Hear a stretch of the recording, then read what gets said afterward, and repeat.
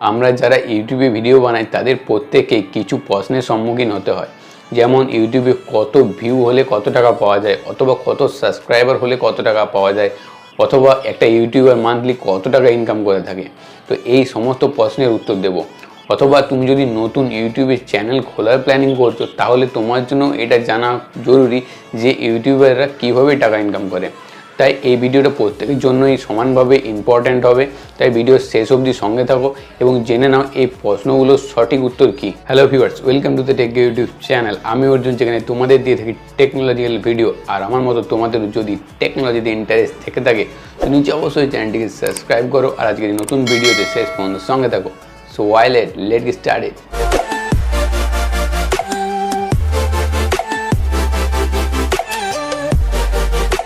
এবার আমি প্রথমে আসি যে কত সাবস্ক্রাইবার হলে কত টাকা পাওয়া যায়।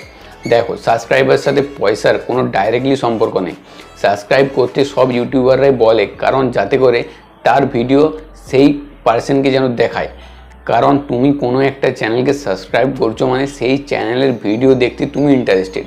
সেই চ্যানেলের পরবর্তী ভিডিও বা আগের ভিডিও যেগুলো তুমি দেখোনি সেগুলো তোমাকে শো করবে, জাস্ট এটাই। তো আশা করছি বুঝতে পারলে কী জন্য সাবস্ক্রাইব করতে বলে এবং সাবস্ক্রাইবারের সাথে পয়সার কোনো সম্পর্ক নেই।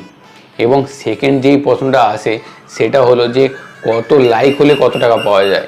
দেখো, ভিডিও লাইকের সাথে ভিডিও উপার্জনেরও কোনো সম্পর্ক নেই। লাইক করলেও কোনো পয়সা পাওয়া যায় না। ইউটিউবাররা লাইক কী জন্য করতে বলে?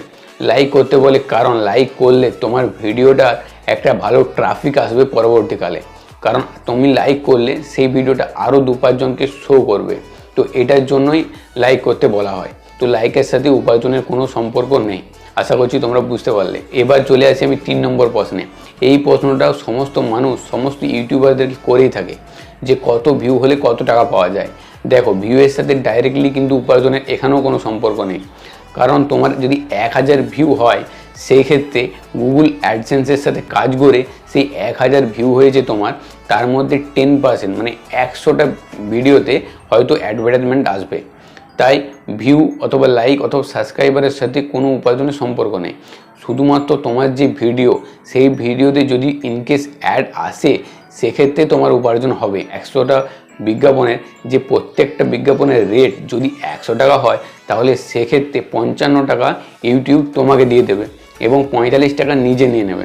তো আশা করছি তোমরা বুঝতে পারলে এক একটা ভিডিওতে কীরকমভাবে ইনকাম হয়। তাই ডাইরেক্টলি ভিউ অথবা সাবস্ক্রাইবার অথবা লাইক এসবের সাথে উপার্জনের কোনো সম্পর্ক নেই।